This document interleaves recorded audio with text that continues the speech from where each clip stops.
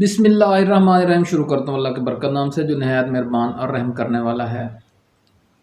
پاکستان تحریک انصاف نے حکومت کے خلاف گرینڈ اپوزیشن الائنس بنانے کی کوشش تیز کر دی ہے۔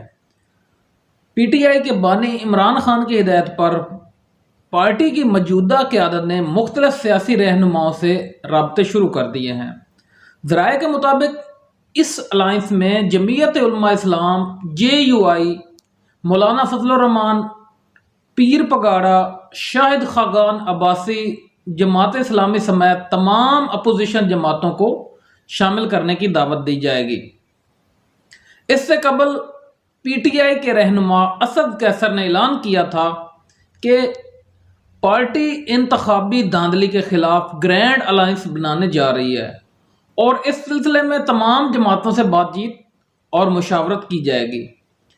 PTI نے اعلان کیا ہے کہ آئندہ 15 روز کے اندر ایک بڑا سیاسی اتحاد تشکیل دیا جائے گا، جس کے لیے مختلف اپوزیشن جماعتوں سے رابطے اور مشاورت جاری رہے گی۔ ان اقدامات کا مقصد حکومت پر دباؤ اور پریشر بڑھانا ہے اور اپوزیشن کے مشترکہ حکمت عملی کے ذریعے سیاسی مقاصد کا حصول ہے۔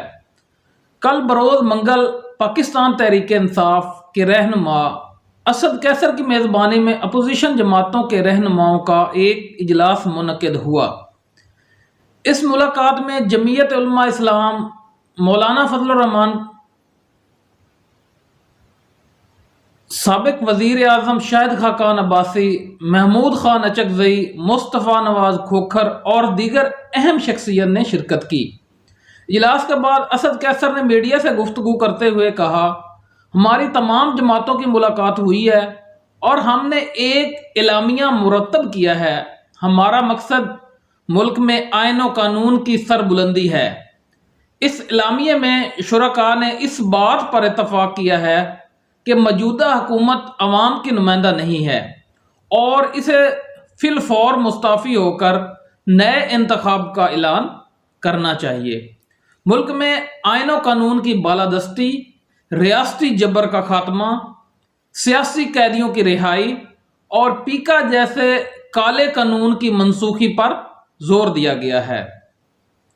اس ملاقات کا مقصد ملک میں آئین و قانون کی بالادستی کو یقینی بنانا اور سیاسی جماعتوں کے درمیان تعاون کو فروغ دینا تھا۔